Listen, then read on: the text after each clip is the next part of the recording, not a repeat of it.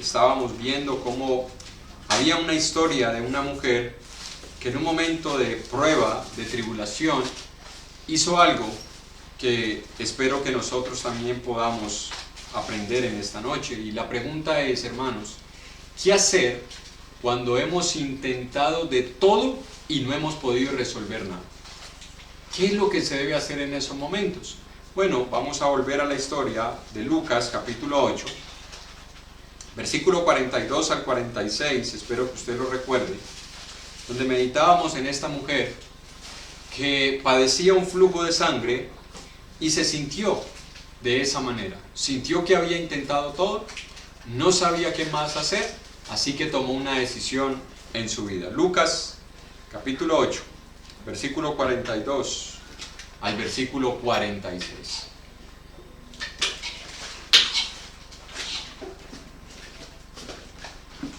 Vamos a leer.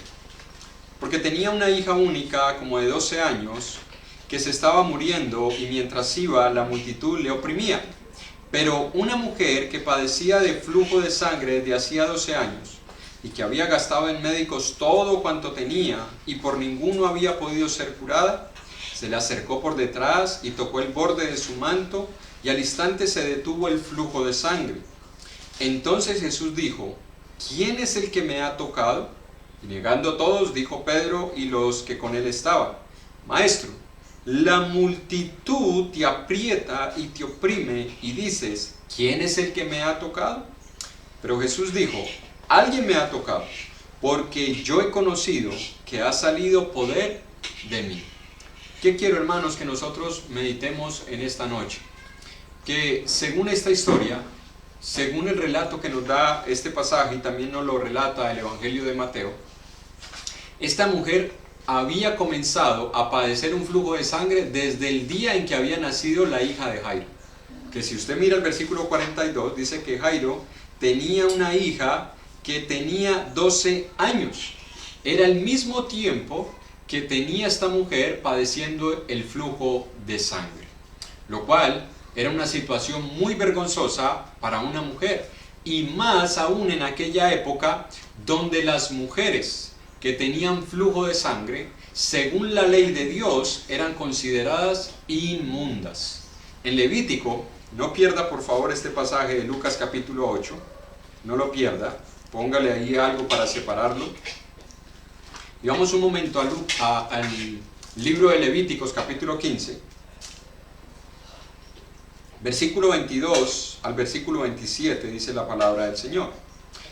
También cualquiera que tocare cualquier mueble sobre que ella se hubiere sentado, lavará sus vestidos, se lavará luego a sí mismo con agua y será inmundo hasta la noche.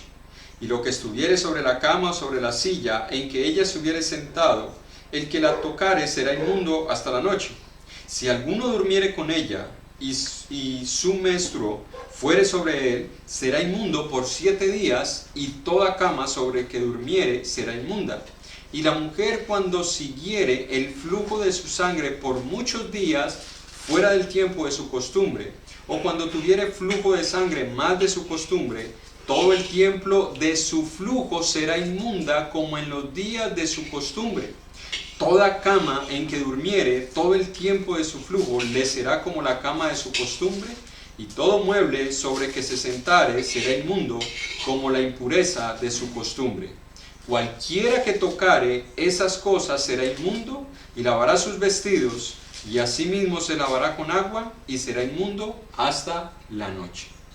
Mire lo que pasaba con una mujer en aquella época cuando tenía un flujo de sangre, normal como lo era la menstruación. Aunque aquí se hace alusión de algunas mujeres que lo iban a padecer fuera del tiempo de las mujeres, como se conoce en la palabra o como la costumbre de las mujeres.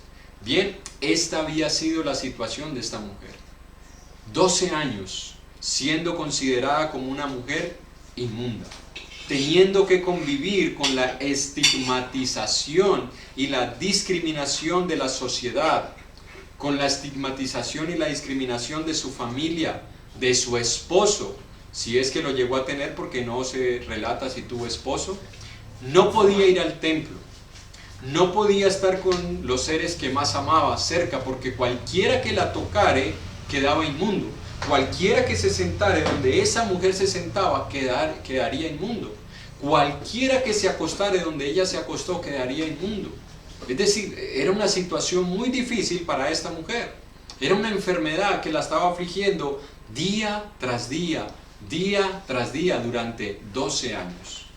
Mientras la hija de Jairo jugaba, se divertía, era el centro de atención en su familia, esta mujer era todo lo contrario. Esta mujer era rechazada, esta mujer era aislada, esta mujer era discriminada, esta mujer era estigmatizada.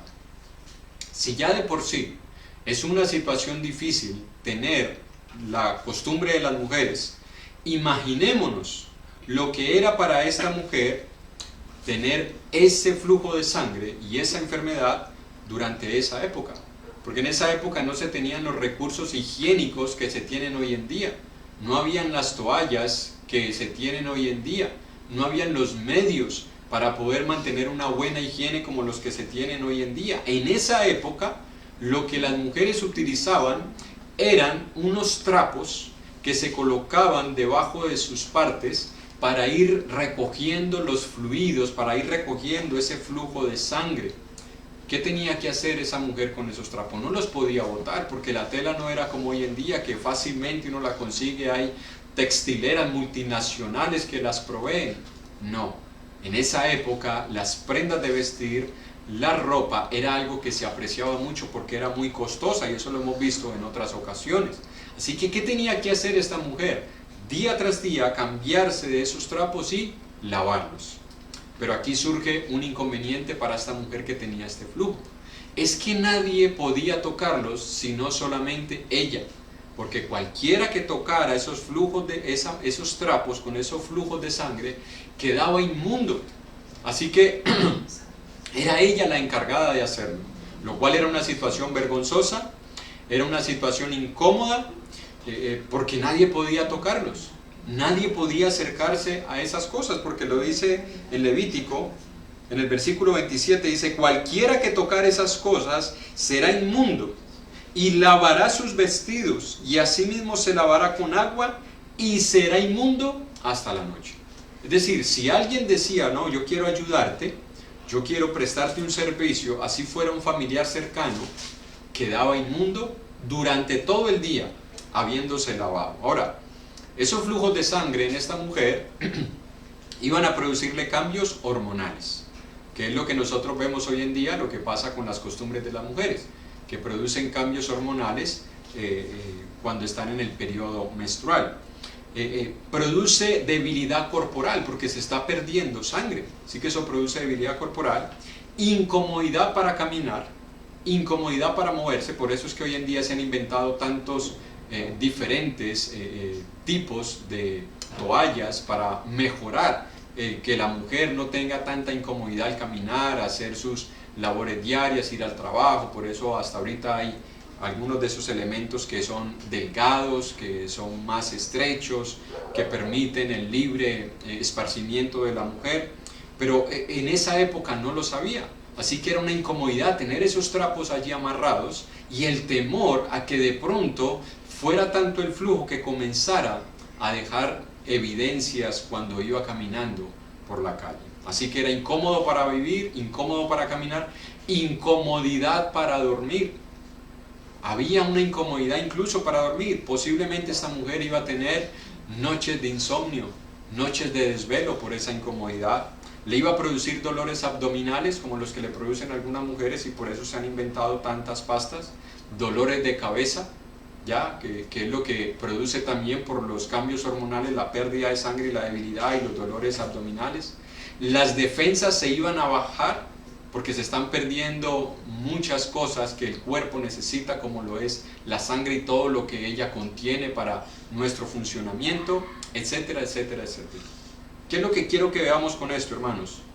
Que esa mujer, con todas las dificultades físicas que tenía en su vida por el flujo de sangre continuo, aún así esta mujer debía lavar sus propios utensilios, sus propios trapos cada día. Así que no pensemos, hermanos, en la mujer como el sexo débil. Las mujeres son muy fuertes, a las mujeres hay cosas que no las detienen. Y el flujo de sangre no es una de las cosas que detienen a muchas mujeres. Muchas mujeres continúan su actividad normal. Para que una mujer quede postrada en cama es porque realmente hay una enfermedad que se lo está impidiendo. Y aún así, con todas las enfermedades, las mujeres cumplen con sus responsabilidades, lo cual es algo admirable. Algo que nosotros como hombres debiéramos aprender, porque a nosotros una pequeña enfermedad muchas veces nos postra en cama y ya no queremos levantarnos. Bueno, esta mujer no. Esta mujer tenía que hacer todos sus deberes, a pesar de sus dificultades físicas, porque nadie más las podía hacer por ella, o se arriesgaba a quedar inmundo durante un día o durante varios días. Pero volviendo a la historia de lo que estaba pasando con esta mujer, imaginémonos a esta mujer durante esos 12 años yendo a los médicos y poniendo la esperanza en ese médico porque alguien se lo recomendó, que es lo que nosotros hacemos, ¿no? Creo que todos nosotros, cuando hemos ido a un tratamiento médico y vemos que ese médico ha podido solucionar un problema en nosotros, lo primero que hacemos es recomendárselo a las personas. Bueno, posiblemente esta mujer iba donde los médicos con esa esperanza, con esa confianza, con esa seguridad de que ahora sí iba a encontrar solución a su problema. Pero para sorpresa de nosotros y más aún para sorpresa de ella, cada médico que esta mujer visitó siempre le daban la misma respuesta: no tenemos cura para ti, no tenemos una solución que podamos darte en estos momentos. Y durante 12 años esta mujer tuvo que padecer una y otra vez ese flujo de sangre y estar visitando una y otra vez a los médicos, buscando los médicos.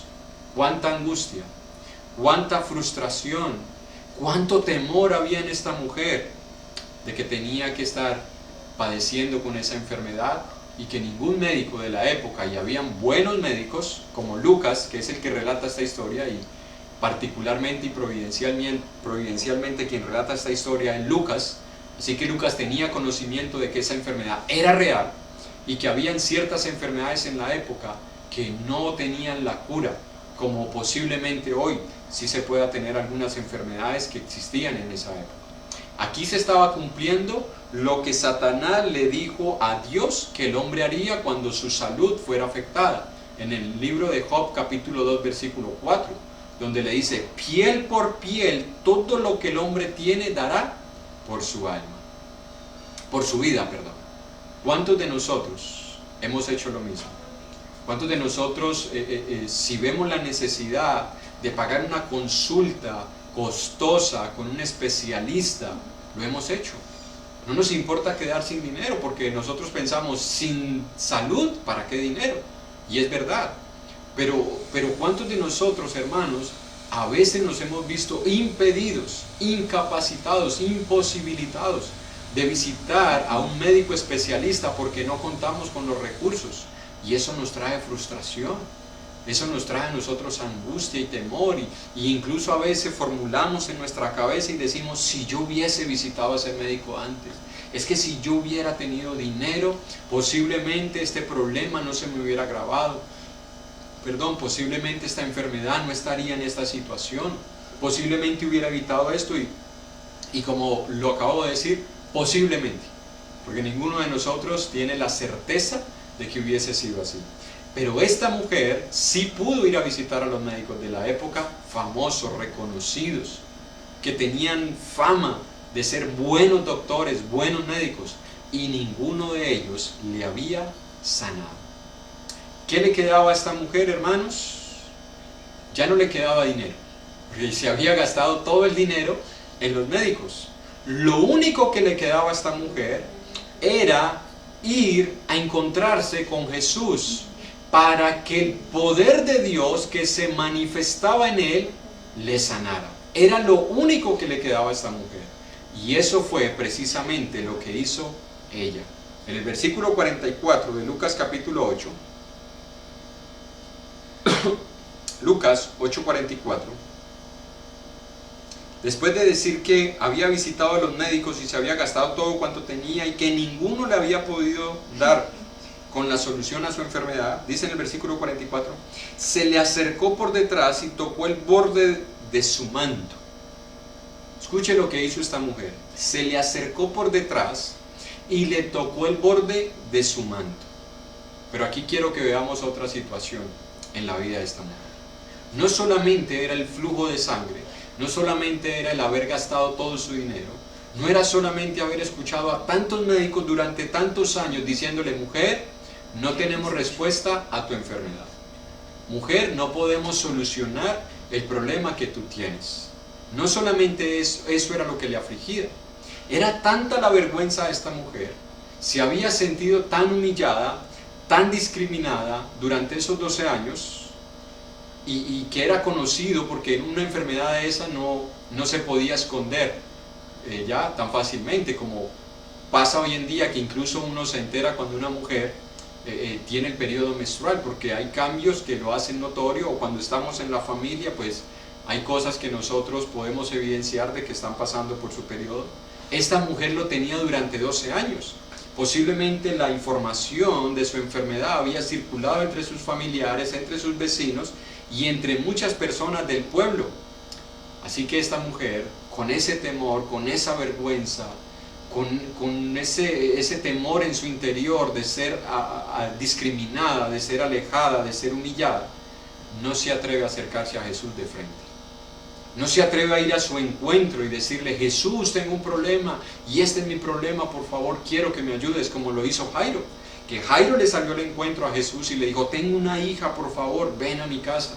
Como lo hicieron los hombres que tenían lepra, que alzaron sus voces y le gritaron a Jesús: Jesús, hijo de David, ten compasión de nosotros.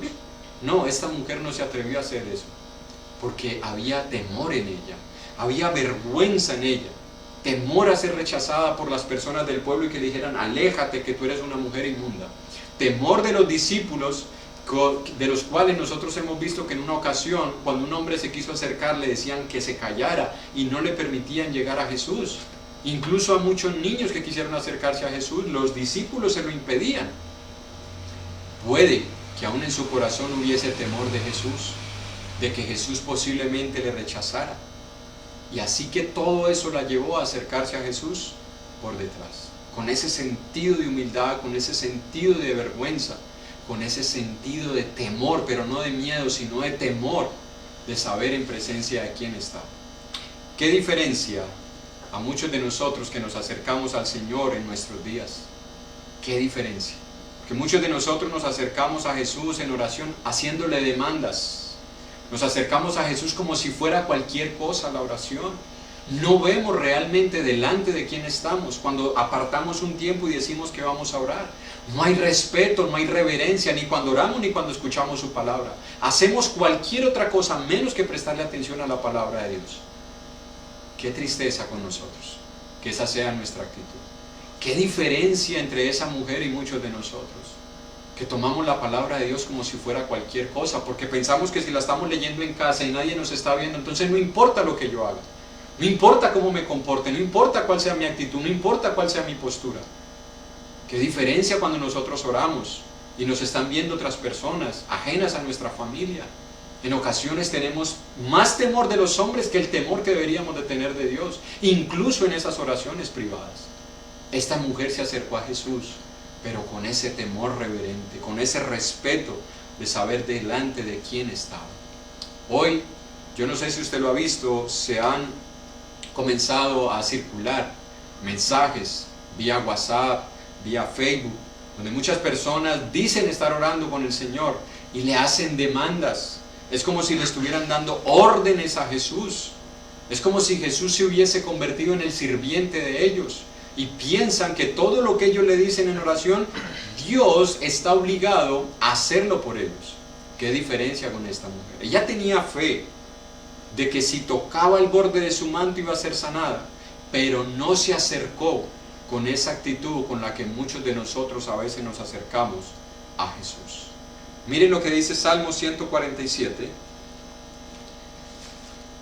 Salmos 147, versículo 3.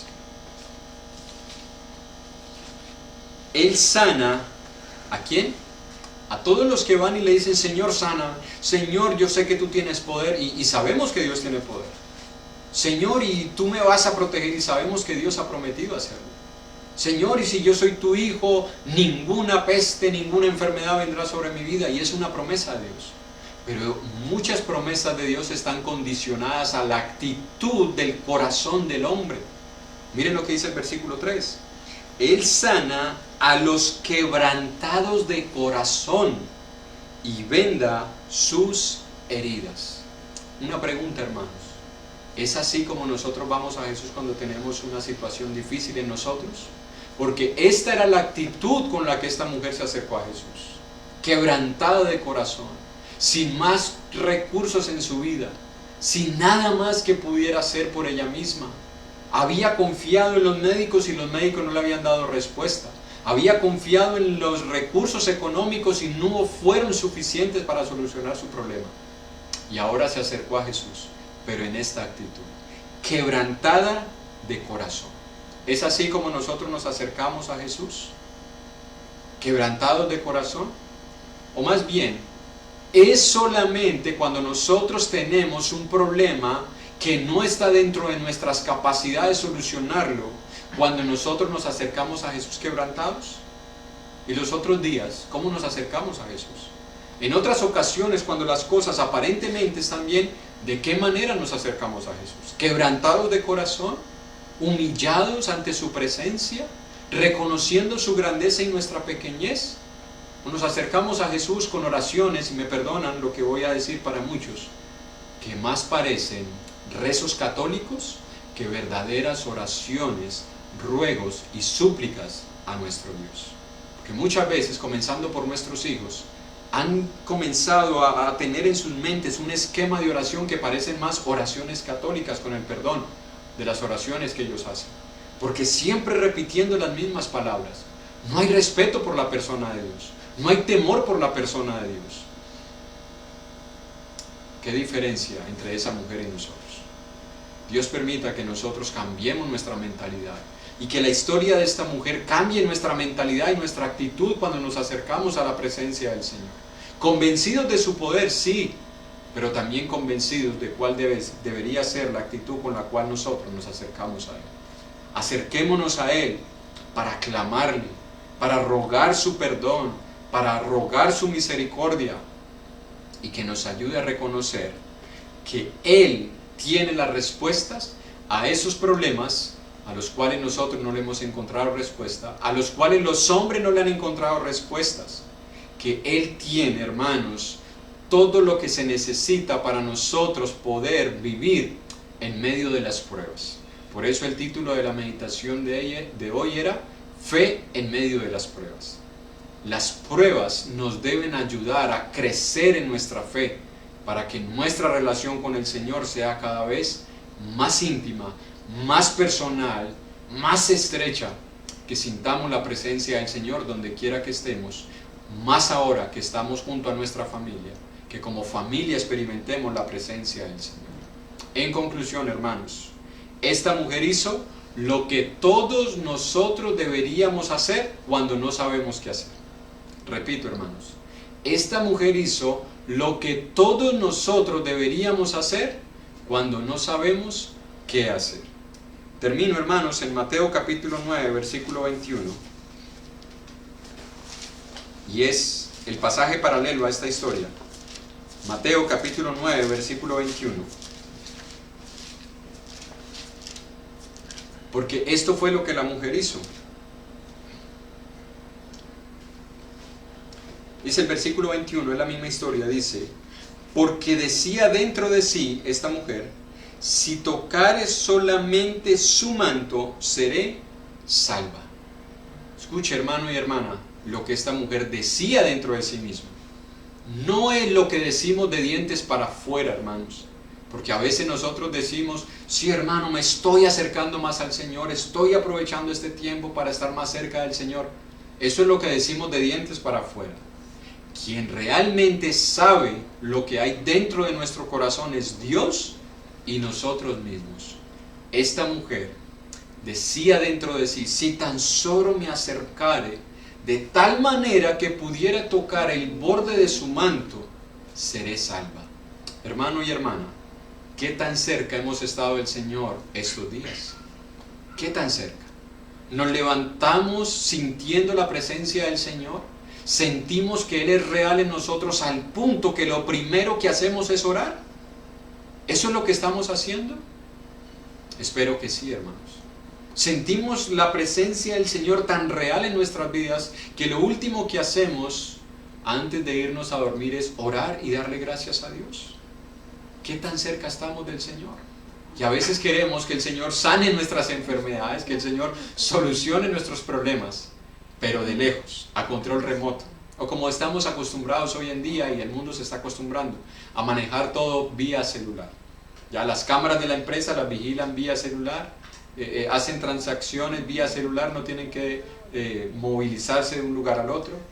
No, hermanos, aprovechemos estos momentos realmente para hacer lo que esta mujer hizo, acercarnos a Jesús, aunque sea tocar el borde de su manto. Y esperemos, hermanos, a que la misericordia y la gracia de Dios nos ayude en nuestras tribulaciones, en nuestras dificultades. El título para la siguiente meditación será ese: acercaos a Dios y Él se acercará a vosotros. Eso hizo esta mujer, y esta mujer recibió de parte del Señor lo que ella estaba esperando.